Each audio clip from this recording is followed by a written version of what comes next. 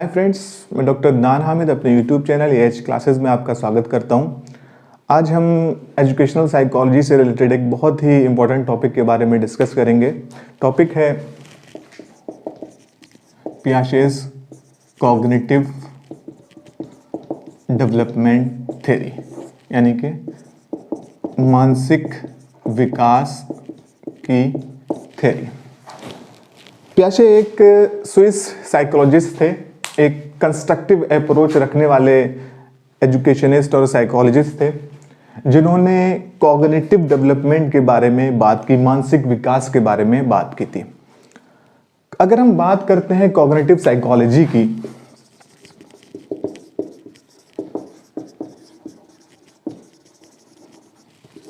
तो हमारे इस कॉग्निटिव साइकोलॉजी में यानी कॉग्निटिव में हमारे मस्तिष्क में, हमारे मानसिक डेवलपमेंट में कौन कौन सी चीजें आएंगी, क्या क्या चीजें आती हैं हमारे कॉग्निशन में, कॉग्निटिव डेवलपमेंट में। हमारे माइंड में आएगी थिंकिंग।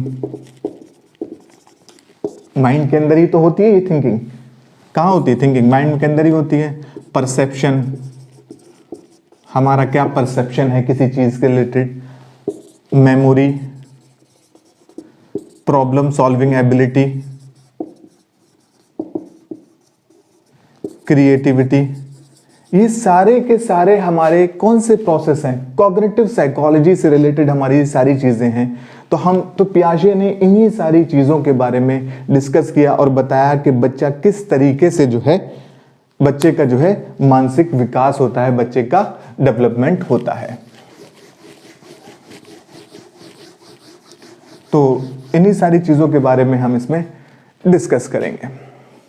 पियाजे जो थे, बिने की एक लेबोरेटरी थी, जो कि वो लोग इंटेलिजेंस पे काम कर रहे थे, तो उन्हीं के साथ वो काम कर रहे थे। तो इंटेलिजेंस पे वो लोग वर्क कर रहे थे। तो बिने की जो थ्योरी थी, बिने ने जो बताया था कि इंटेलिजेंस क्या होता है, उससे अलग अपना एक कॉन्सेप्ट जो है इंटेलिजेंस से रिलेटेड पियाजे ने दिया था। बिने का क्या कॉन्सेप्ट था? कोई भी इंटेलिजेंट टेस्ट ले लो, बच्चा कितने करेक्ट आंसर दे रहा है, उसी के अकॉर्डिंग कितने उसके मार्क्स आ रहे हैं, उसी के अकॉर्डिंग हम उसका इंटेलिजेंस लेवल निकाल लेंगे। ये बिने का कॉन्सेप्ट था उस टाइम का। लेकिन पियाजे ने इससे कुछ हट के एक व्यवहारिक, एक प्रैक्टिकल कॉन्सेप्ट ऑफ इंटेलिजेंस दिया। उन्होंने क्या कॉन्सेप्ट दिया? इंटेलिजेंस इज द एबिलिटी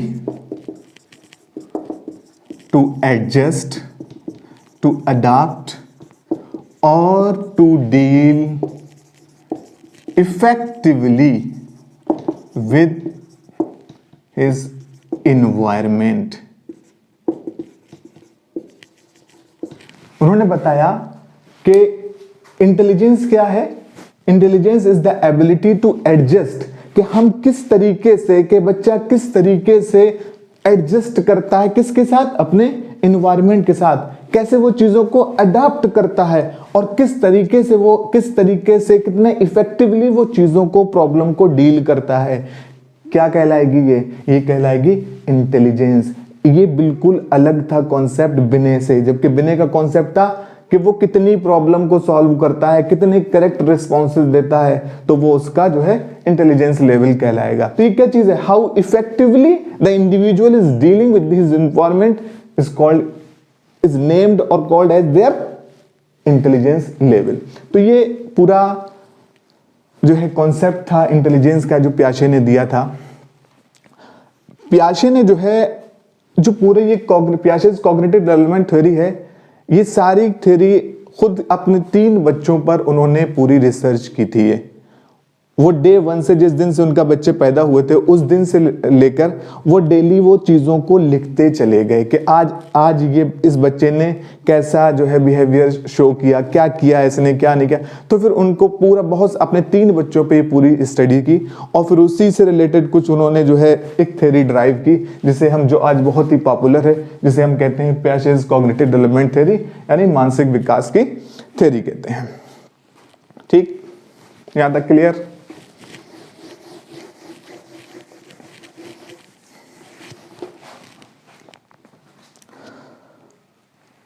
पियाजे ने ह्यूमन माइंड को पढ़ने के लिए 2 चीजें दी। सबसे पहले कॉग्निटिव स्ट्रक्चर, दूसरा उन्होंने बताया कॉग्निटिव फंक्शनिंग। अब ये कॉग्निटिव स्ट्रक्चर क्या होता है,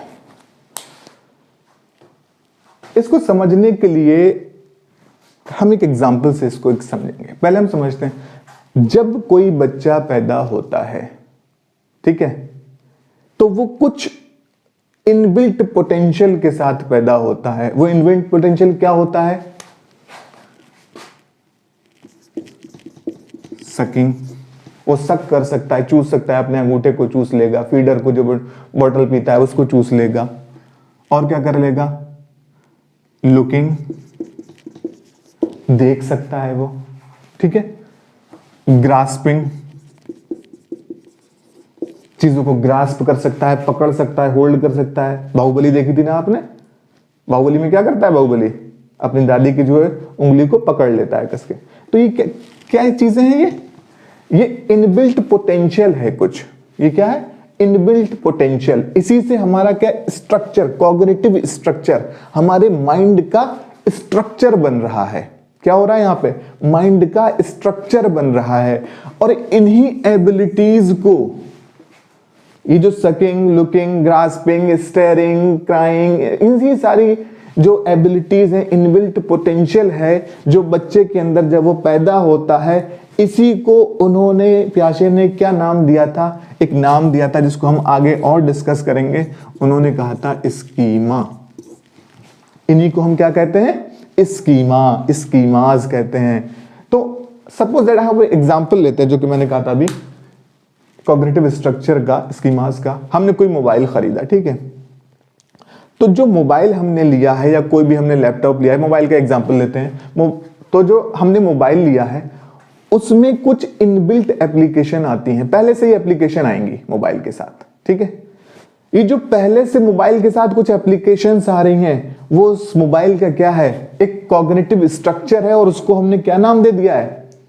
उसको पियाजे ने नाम दे दिया है स्कीमास का। वो जो एप्लीकेशंस हैं जो इनबिल्ट हैं उनको नाम दिया गया है स्कीमास का। ठीक, यहां तक बात क्लियर।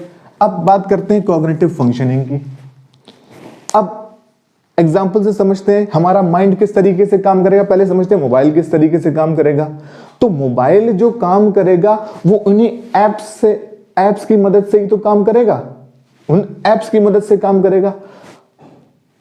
तो हम कह सकते हैं कि कॉग्निटिव फंक्शनिंग के लिए जो सबसे इंपॉर्टेंट चीज है जिस पे कॉग्निटिव फंक्शनिंग डिपेंड करती है, वो क्या है? हमारा कॉग्निटिव स्ट्रक्चर, जिसके अंदर कितने ज्यादा स्कीमास प्रेजेंट हैं। जब बच्चा पैदा होता है तो उसके अंदर ये 3 4 5 जो है, sucking, looking, grasping, steering, crying, ये चीजें जो है उसके अंदर प्रेजेंट होती हैं। जैसे जैसे बच्चा बड़ा होता है, इन्वायरमेंट के कांटेक्ट में आता है, तो वो इन्वायरमेंट के कांटेक्ट से कुछ और स्कीमास को अपने अंदर जो है डाउनलोड करता है, अपने अंदर जो है उनको लेके आता है। जैसे कि हमने शुरू किया, अपना मोबाइल शुरू किया यूज करना, और जैसे जैसे हमें जरूरत पड़ती जाती है हम जो है एप्लीकेशंस को डाउनलोड करते चले जाते हैं। इसी तरीके से बच्चा अपने अंदर और स्कीमास को डाउनलोड करता, और स्कीमास को अपने अंदर जो है समाता चला जाता है। और वो कैसे समाता है? इसके लिए क्या है?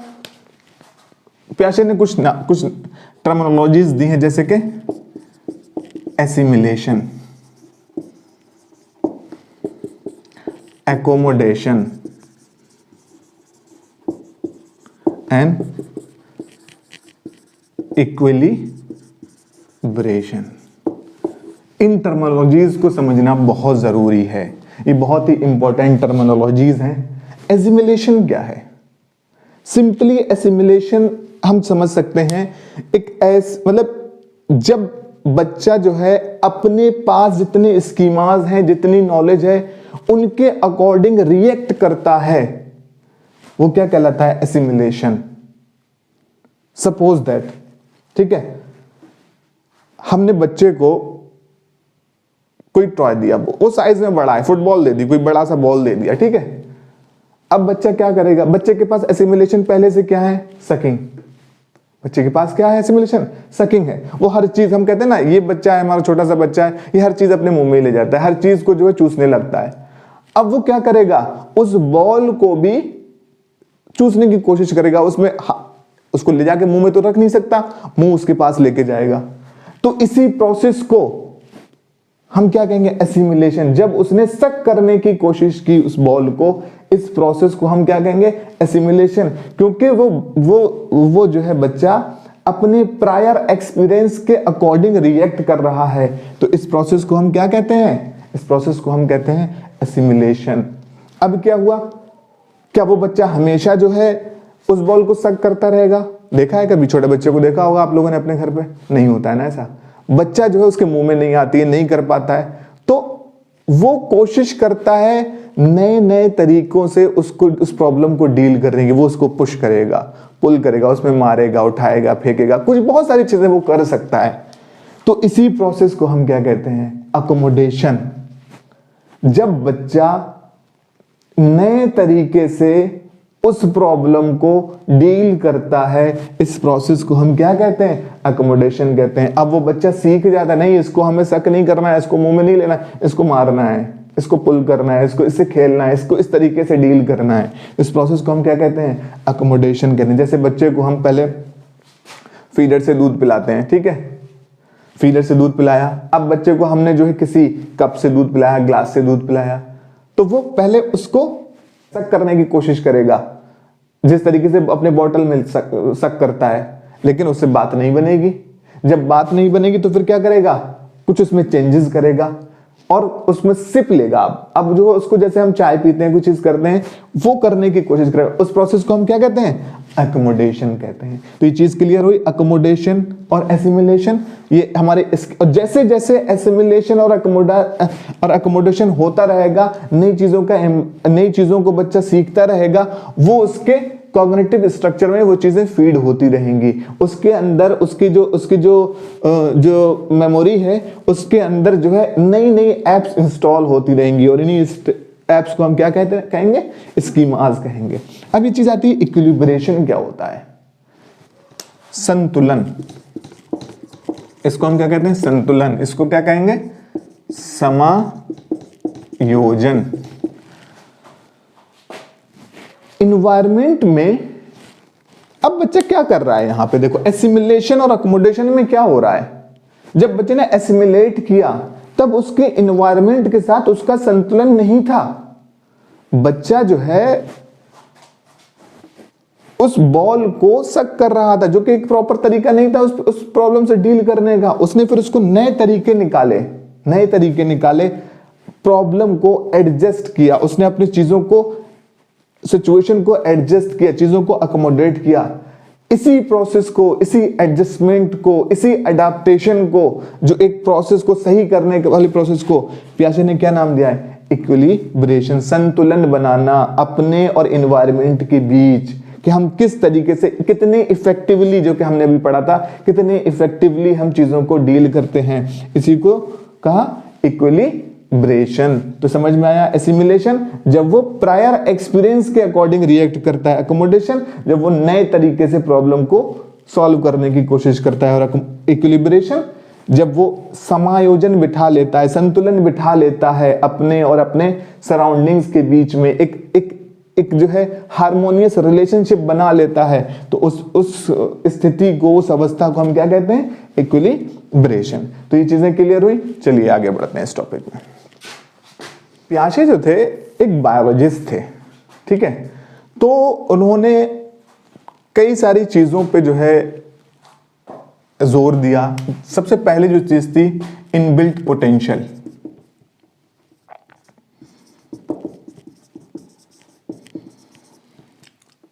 जो स्कीमास थे, क्या थे स्कीमास, सकिंग, ग्रास्पिंग, ये सारे स्कीमास थे। उन्होंने कहा कि these are the fundamental foundation, कि इन्हीं के बेसिस पर बच्चा सीखना स्टार्ट करता है। ये जो है एक फाउंडेशन बनाते हैं, एक ये फंडामेंटल फैक्टर्स है, फंडामेंटल चीजें हैं बच्चे के लिए, एक इनबिल्ट पोटेंशियल जिन पोटेंशियल्स के साथ बच्चा पैदा होता है। दूसरी चीज है मैच्योरेशन। जैसे जैसे बच्चा बड़ा होता चला जाता है उसके अंदर मैच्योरिटी आती चली जाती है, जैसे जैसे उसकी एज बढ़ती है इंटेलिजेंस भी बढ़ती चली जाती है। और तीसरा है कि development take place through the process of, जो कि अभी हमने डिस्कस किया, एसिमिलेशन, अकोमोडेशन एंड एडाप्टेशन। के डेवलपमेंट हमारा इन्हीं चीजों से होकर निकलेगा। बच्चे का डेवलपमेंट जो होगा एसिमिलेशन से, अकोमोडेशन से और एडाप्टेशन से ही होकर आगे बढ़ेगा। ठीक, यहां तक बात क्लियर हुई। पियाजे ने जो है 4 स्टेजेस दी हैं, चलिए उनको अब डिस्कस करते हैं।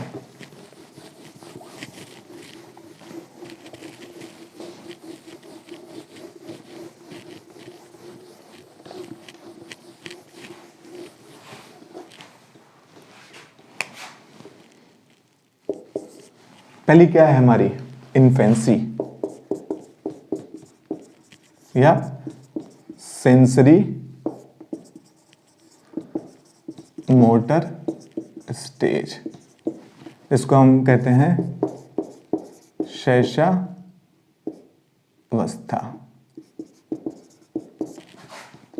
कहां से कहां तक होती है, बर्थ टू 2 ईयर। ठीक, इन्फेंसी, सेंसरी मोटर स्टेज, नाम से ही पता चल रहा है। सेंसरी मोटर, इंद्री और जो है मोटर से रिलेटेड, हमारे मूवमेंट से रिलेटेड एक स्टेज है ये शैशवावस्था जिसको हम कहते हैं। तो इसमें क्या होता है, जब बच्चा पैदा होता है तो उसके अंदर ही जो हमने अभी पढ़ा, जो स्कीमाज होते हैं, रोना, शक करना, ग्रास्प करना, ये सारी चीजें अनकोऑर्डिनेटेड रिफ्लेक्सेस होते हैं। क्या होते हैं, अनकोऑर्डिनेटेड। ये जो रिफ्लेक्सेस भी हैं उसके, वो किसी चीज को देख रहा है या जो है किसी चीज को पकड़ रहा है, तो वो क्या है, अनकोऑर्डिनेटेड है। स्पेशली 0 to 4 मंथ वो उसके अनकोऑर्डिनेटेड रिफ्लेक्सेस रहते हैं। 4 मंथ के बाद जो है उसके रिफ्लेक्सेस जो है वो कोऑर्डिनेटेड होना स्टार्ट होते हैं, यहां से स्टार्ट होता है। इस स्टेज की जो सबसे इंपॉर्टेंट चीज है वो है ऑब्जेक्ट परमानेंस।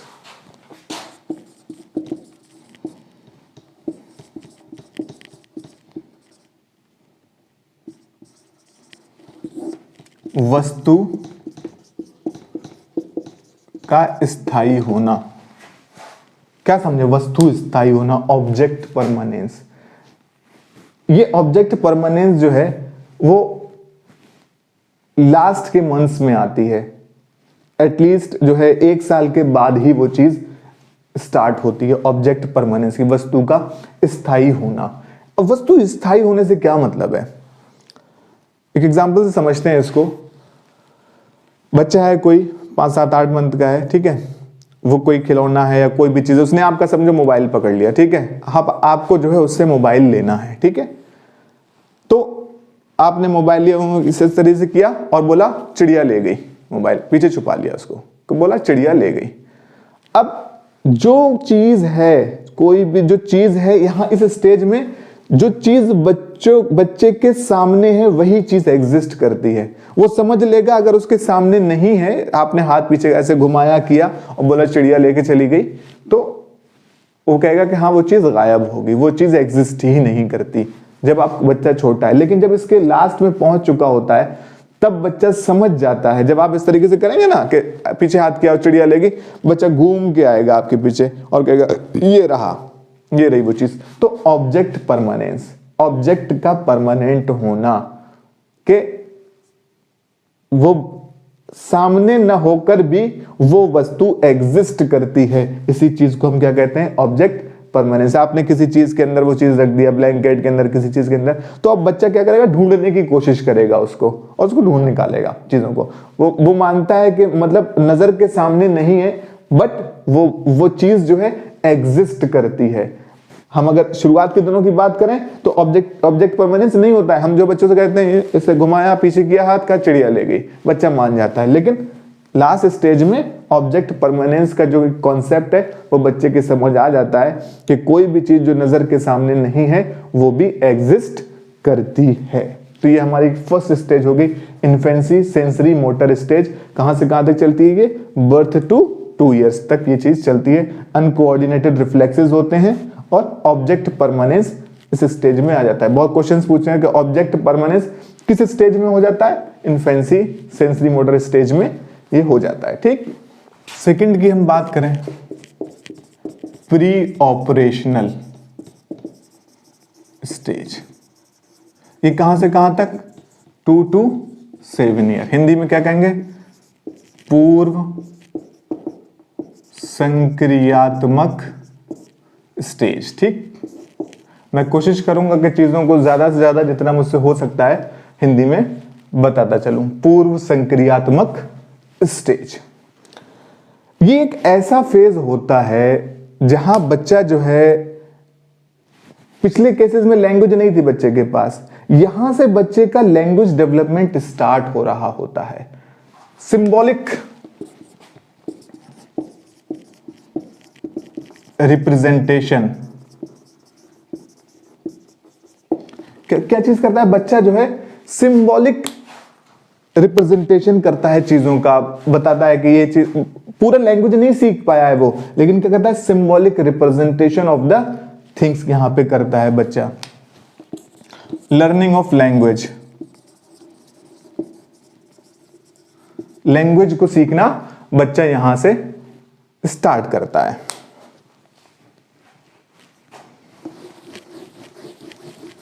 और क्या चीजें होती हैं इसमें, एक बहुत ही इंपॉर्टेंट चीज होती है कि बच्चा जो है चीजों को आइडेंटिफाई बाय देयर नेम करता है और उनको एक कैटेगराइज कर देता है।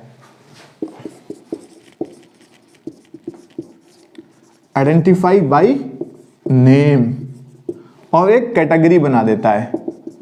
क्या करेगा, एक कैटेगरी बना देगा। जैसे कि हमने बच्चे को बिस्किट खाने के लिए दिया, क्या खा रहे हो, चीज। ठीक है, हमने बच्चे को जो है कुछ और खाने के लिए चीज दिया, कोई फ्रूट दे दिया, कोई भी चीज दे दी, क्या खा रहे हो, चीज। आइडेंटिफाई बाय नेम, उसने हर चीज, कोई खाने वाली चीज जो भी उसको लेके आ रहे हैं हम, चाहे जो है उसके लिए चिप्स ले आ रहे हैं, कोई बिस्किट ला रहे हैं, कोई चॉकलेट ला रहे हैं, कोई भी चीज है, उसने क्या कर दिया है, उसको चीज एक नाम दे दिया, क्या खा रहे हो, चीज खा रहे हैं।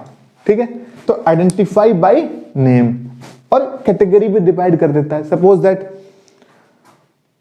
हर एक फीमेल को वो मम्मी कह देगा। ठीक है,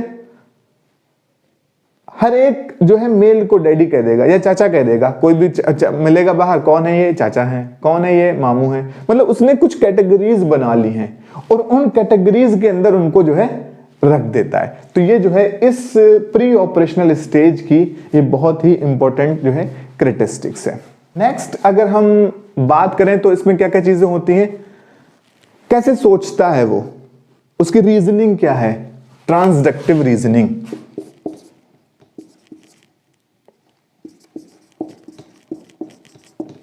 ट्रांसडक्टिव रीजनिंग, ट्रांसडक्टिव रीजनिंग मतलब बहुत इलॉजिकल रीजनिंग, कोई भी उसमें रैशनल नहीं, कोई भी चीज नहीं, उसने कुछ अपना बना लिया है, उसी के अकॉर्डिंग वो चल रहा है। ट्रांसडक्टिव रीजनिंग इलॉजिकल, इलॉजिकल है। सपोज दैट उसने कोई काऊ देखा, काऊ को उसने देखा, उसने देखा कि एक बड़ा सा जानवर है, 4 लेग हैं, कुछ लेग है, मतलब 4 लेग, उसको नंबर सिस्टम आता ही नहीं है अभी। उसने देखा कि इस तरीके का कोई एक जानवर है, एक मेंटल, मैंने बताया ना यहाँ पे जो बताया था अभी, सिंबॉलिक रिप्रेजेंटेशन, एक सिंबल उसके अंदर बना हुआ है कि ये इस तरीके की चीज क्या होती है, कौ होती है। ठीक, अब अगर वो कोई और जानवर देखा, उसने बुफेलो देखा, भैंस देखी, ठीक है, हॉर्स देखा, तो वो उसको भी क्या कहेगा, इसके भी ये भी वैसा ही दिखता है, वैसा ही बड़ा है, 4 लेग हैं, ये सारी चीजें हैं, तो ये भी क्या कहलाएगी, ये भी कॉ कहलाएगी। सारी अभी उसके लिए क्या है, कॉ है। तो ट्रांसडक्टिव रीजनिंग इसके अंदर होती है। दूसरा क्या है, एक बहुत ही इंपॉर्टेंट एनिमिज्म, जीववाद। जीववाद मतलब कोई भी चीज है, उसकी डॉल है बच्चे की, बैट है बच्चे का, कोई भी चीज है, वो उसको जो है एनिमिस्टिक थिंकिंग है उसकी, एनिमिज्म, उसमें समझता है कि इसमें जान है। जिस तरीके से उसको भूख लगती है उसी तरीके से उसकी डॉल को भी भूख लगती है, कि वो उसी चीजों को कोई हम कभी कभी बच्चों से पूछते हैं ना कि क्या करो, खेल रहे हैं, तो ये क्या चीज है, तो वो बच्चा कहेगा ये हमारा महल है, ठीक है, ये हमारा जो है घोड़ा है, ये हमारा जो कोई भी चीज होगा, कोई भी एक स्टूल पे बैठ जाएंगे, ये हमारा घोड़ा है, हम अपने घोड़े को जो है चारा खिला रहे हैं, उसमें बिस्किट खिला रहे होंगे, हम अपने घोड़े को खाना खिला रहे हैं। तो क्या चीज है, एनिमिज्म, जीववाद। हर चीज में वो समझते हैं कि इनके अंदर जान है। ठीक, नेक्स्ट हमारी आती है ईगो सेंट्रिज्म। इसको हिंदी में क्या कहते हैं, अहम केंद्रता। ठीक, ईगोसेंट्रिज्म, इसका क्या मतलब हुआ, बच्चा जो है सोचता है कि ये जो कुछ दुनिया में हो रहा है, ये सब कुछ जो हो रहा है, ये सब उसके लिए है, सारी चीजें उसी के लिए हैं, वो सिर्फ अपने स्टैंड पॉइंट से सोच पाता है। हमने जब हम छोटे थे या मतलब या किसी बच्चे को देखते तो वो चल रहा होता है मून को देखते हुए, तो कहेगा मून मेरा पीछा कर रहा है, मून मेरे साथ साथ चल रहा है। ठीक है, ये सारी चीजें जो कुछ भी हो रही हैं पूरे वर्ल्ड में, पूरी दुनिया में, उसके सराउंडिंग्स में जो भी कुछ हो रहा है वो उसके लिए हो रहा है। तो इसको हम क्या कहते हैं, ईगो सेंट्रिज्म, अहम केंद्रता। ये जो सारी चीजें थी, इसके बाद एक नया फेज स्टार्ट होता है इसमें, जो कि बहुत ही मतलब इसमें बच्चा जो है बहुत ही कंट्राडिक्शंस में रहता है, बहुत कंट्राडिक्शंस में रहता है। ये हमारा जो फेज है, ये सारी जो फेज हुई हमारा, इसके भी अगर हम 2 पार्ट में डिवाइड करें तो एक होता है प्री कॉन्सेप्चुअल, ये जो चलता है तकरीबन 2 से 4 साल तक चलता है, प्री कॉन्सेप्चुअल। ये सारी जो आपने अभी तक पढ़ा, ये सारी उसी के अंदर आती है, प्री कॉन्सेप्चुअल फेज के अंदर आती हैं। दूसरा होता है इंट्यूटिव फेज, जो कि 4 to 7 चलता है।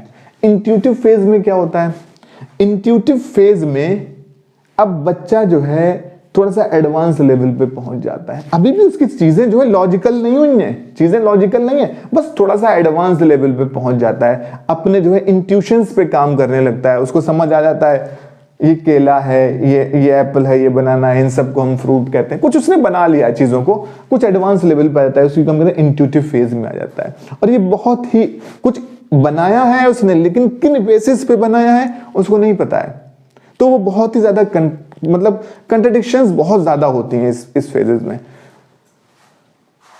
इस फेज की, इस स्टेज की जो सबसे इंपॉर्टेंट चीज है वो है जो कि बच्चे में नहीं होती है, कंट्राडिक्शंस होता है। क्या है वो, रिवर्सिबिलिटी ऑफ थॉट। उल्टा नहीं सोच पाता है, उसका जो ट्रैफिक जो चल रहा है ना, वो 1 वे ट्रैफिक है, ठीक है, 2 वे नहीं है, वो रिवर्सिबिलिटी ऑफ थॉट नहीं है, रिवर्स नहीं सोच पा रहा है किसी चीज का। मींस अगर आप उससे पूछो किसी बच्चे से कि आपका कोई भाई है, तो भाई या बहन जो भी कुछ होगा, तो क्या, हाँ ये मेरा भाई है, ठीक है। अब उससे पूछो क्या तुम्हारे भाई का कोई भाई है, तो वो आंसर नहीं कर पाएगा, आंसर नहीं कर पाएगा। इसी को हम क्या कहते हैं, रिवर्सिबिलिटी ऑफ थॉट। यानी कि इस स्टेज में बच्चे के अंदर रिवर्सिबिलिटी ऑफ थॉट नहीं होता है, उसका जो ट्रैफिक है वो सिर्फ 1 वे में चलता है, वो नहीं बता पाएगा कि उसके भाई का भी कोई भाई है जो कि वो खुद है। ठीक, समझ आई ये बात, ठीक। कंजर्वेशन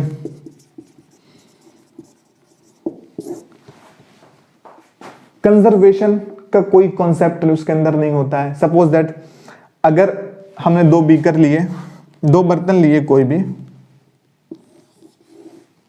ठीक, एक थोड़ा सा वाइड है, चौड़ा है, एक थोड़ा सा लंबा है, दोनों के अंदर हमने सेम अमाउंट ऑफ शरबत, कोल्ड ड्रिंक, कोई भी चीज हमने डाल दी, ठीक है।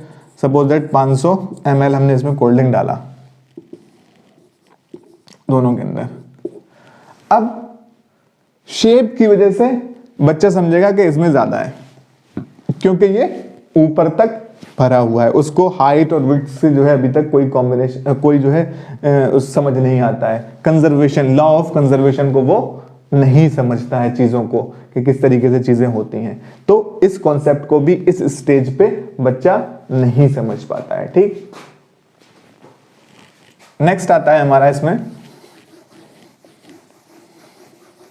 इसमें अगर हम कुछ और देखें तो जैसे बच्चे को पैसे देना है, पैसे कोई भी चीज है, मनी है, मनी का भी नहीं समझता है वो। अगर आप उसे जो है 10 रुपए का नोट दो और 10 रुपए का जो है उसको 1-1 रुपए के कॉइन, 2-2 रुपए के कॉइन दो, तो बच्चा जो है कॉइन्स को पकड़ेगा, वो समझेगा कि ये मनी जो है वो ज्यादा है। रिवर्सिबिलिटी ऑफ थॉट हो गया, कंजर्वेशन हो गया, सीरियलाइजेशन, क्रमबद्धता, क्रम में लगाना, असेंडिंग, आरोही क्रम, अवरोही क्रम, वो बच्चे को इन सब चीजों का जो है कोई भी आइडिया नहीं होता है, ठीक। तो ये हमारा जो है सेकंड जो है स्टेप, इसका स्टेज जो है कंप्लीट हो गया है। नेक्स्ट पे आते हैं जो कि है concrete operational stage.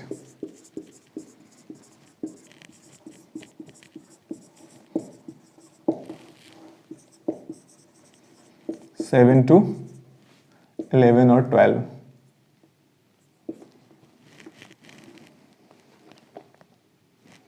Concrete operational यानी कि मूर्त क्रियात्मक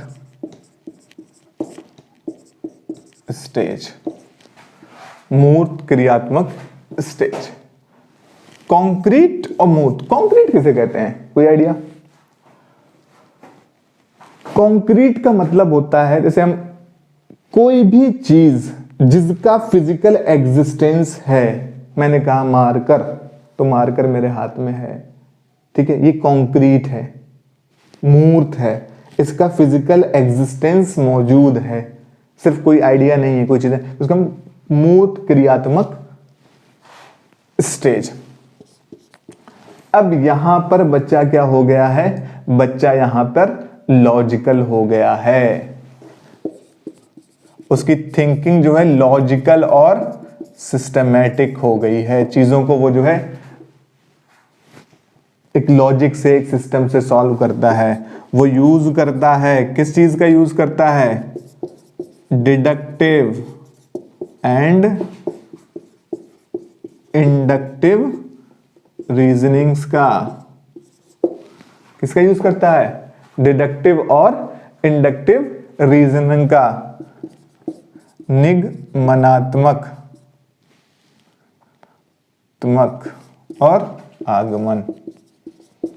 डिडक्टिव निगमनात्मक, इंडक्टिव आगमनात्मक, डिडक्टिव अप्रोच, इंडक्टिव अप्रोच, समझते हैं ना। डिडक्टिव अप्रोच मींस हमने पहले से ही कोई कॉन्सेप्ट बना लिया है, फिर उसको हम जो है एग्जाम्पल्स की मदद से समझते हैं। इंडक्टिव हम एग्जाम्पल्स की मदद से किसी कॉन्सेप्ट को ड्राइव करते हैं, इसको एक एग्जाम्पल से समझते हैं। सपोज दैट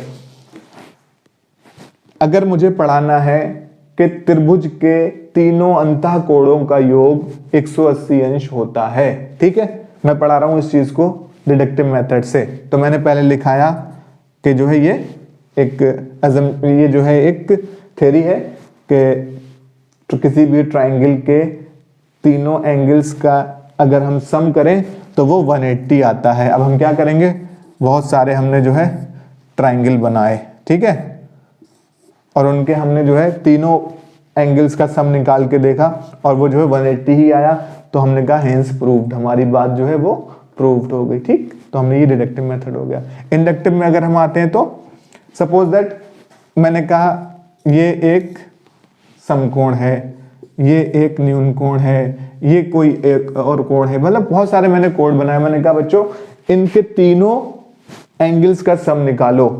4-5 मैंने एग्जांपल दिए। बच्चों ने कहा सर इसका 180 आया, इसका भी 180 आया, इसका 180 आया। मैंने कहा बच्चों सारों का जो है 180 आ रहा है, तो इसका मतलब ये है कि किसी भी ट्राइंगल के एंगल्स का अगर हम सम करें तो वो 180 आता है। तो हम एग्जाम्पल से चले किसी भी थ्योरी के लिए, तो हमारा हो गया इंडक्टिव अप्रोच, और हम किसी कॉन्सेप्ट से हमने उसको एग्जाम्पल्स के साथ समझा, वो हो गया हमारा डिडक्टिव अप्रोच, निगमनात्मक और आगमन अप्रोच।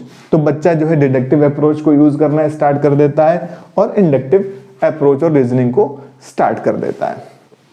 ठीक, बच्चे की थिंकिंग यहां पर रिजिड नहीं होती है, नॉट रिजिड इन थिंकिंग। वो बहुत ज्यादा रिजिड नहीं है, एक ही चीज पे जो है लगा हुआ नहीं रहता है। ठीक है, बहुत ज्यादा जो है वो लगा हुआ एक चीज एक ही तरीके पे नहीं सोचेगा, जो है उसकी फ्लेक्सिबिलिटी उसके अंदर आ जाती है। तो और क्या चीजें होती है इस स्टेज के अंदर? रिवर्सिबिलिटी ऑफ थॉट इस स्टेज पे बच्चे के अंदर आ जाता है। क्वेश्चन अगर आए कि रिवर्सिबिलिटी ऑफ थॉट बच्चे के अंदर किस स्टेज पे आता है? Concrete operational stage. सीरियलाइजेशन किस स्टेज पे आता है? Concrete operational stage. कंजर्वेशन किस स्टेज पे आता है? Concrete operational stage. मूर्त स्टेज, मूर्त क्रियात्मक स्टेज पे आता है। ये सारी चीजें इस स्टेज पे जो है आ जाती हैं बच्चे के अंदर। जो कि मैंने बताया यहां पे कॉन्क्रीट ऑपरेशनल स्टेज, बच्चा यहां पे सिर्फ कॉन्क्रीट चीजों को, कॉन्क्रीट प्रॉब्लम्स को, जिन चीजों का फिजिकल एग्जिस्टेंस है, जो वास्तव में प्रेजेंट है, उन्हीं प्रॉब्लम्स को डील करता है इस स्टेज पे। किस पे डील करता है? सिर्फ जो है कॉन्क्रीट चीजों को, जो कि फिजिकल अपीयरेंस है। वो किसी आइडिया पे या किसी भी कोई भी जो है एब्स्ट्रैक्ट पे डील नहीं करता है, किसी भी एब्स्ट्रैक्ट थिंकिंग पे, इन सब चीजों पे डील नहीं कर सकता है वो। यही इसकी जो है यहीं पे तक वो लिमिटेड रहता है। ठीक, नेक्स्ट स्टेज हमारी आती है फॉर्मल ऑपरेशनल स्टेज।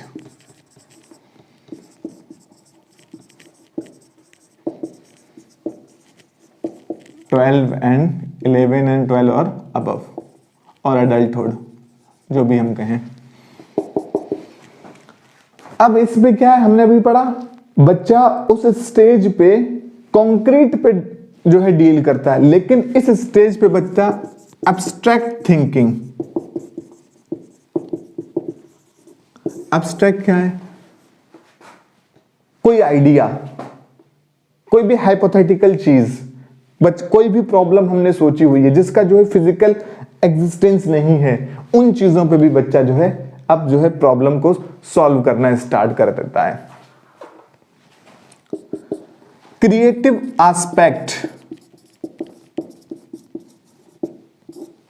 सबसे ज्यादा क्रिएटिविटी, सबसे ज्यादा क्रिएटिव एस्पेक्ट इसी स्टेज पे जो है विजिबल होता है बच्चा। क्वेश्चन आता है क्रिएटिव एस्पेक्ट सबसे ज्यादा किस स्टेज पर होता है? तो वो फॉर्मल ऑपरेशनल स्टेज पे जो है वो होता है। हाइपोथेसिस पे काम करना स्टार्ट कर देता है। Hypothesis means tentative solution, means बच्चा जो है कोई प्रॉब्लम जो है बच्चे ने फेस की, अब वो क्या करेगा? बहुत सारी हाइपोथेसिस बनाएगा कि इसका सॉल्यूशन ये हो सकता है, ये हो सकता है, ये हो सकता है। फिर उन सबको वो वेरीफाई करता है, चेक करता है कि कौन सा इसका सॉल्यूशन है। हाइपोथेसिस मेकिंग करने लगता है बच्चा जो है इन सारी चीजों पे। और क्या करने लगता है बच्चा? एब्स्ट्रैक्ट आइडियाज जो हैं उसके पास, जो एब्स्ट्रैक्ट आइडियाज हैं, एब्स्ट्रैक्ट थिंकिंग है, और जो रियल चीजें हैं उनके बीच में कनेक्शन को डेवलप करना स्टार्ट कर देता है। ये सारी चीजें जो है बच्चा जो है फुल फ्लेज्ड, उसका कॉग्निटिव विकास इस स्टेज पे जो है हो जाता है। यही जो है पूरे चारों स्टेजेस हैं। ये 4th स्टेज है। तो इन्हीं सब के बारे में पियाजे ने जो है हमें जो है बताया कि बच्चा किस तरीके से जो है ग्रो करता है। चीज और है इसमें इक्विलिब्रेशन।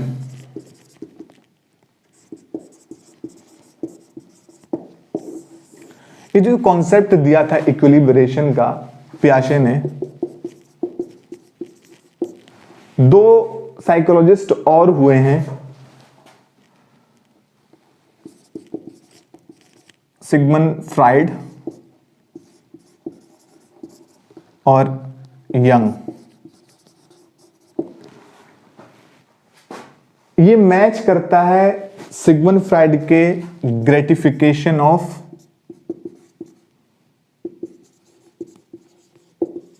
सेक्स और यंग के सेल्फ एक्चुअलाइजेशन से। क्वेश्चन पूछा जा सकता है कि इक्विलिब्रेशन जो पियाजे ने कॉन्सेप्ट दिया है वो निम्न में से किससे मैच करता है। अगर सिगमंड फ्राइड का दिया है तो ग्रेटिफिकेशन ऑफ सेक्स, अगर जो है यंग का दिया है तो सेल्फ एक्चुअलाइजेशन। तो इनसे जो है इसको जो है ये मैच करता है, कॉन्सेप्ट जो है इनसे मैच करता है। तो ये पूरा था हमारा जो है पियाजेस कॉग्निटिव डेवलपमेंट के बारे में। तो आपको जो है आई थिंक सारी चीज़ें क्लियर हो गई होंगी।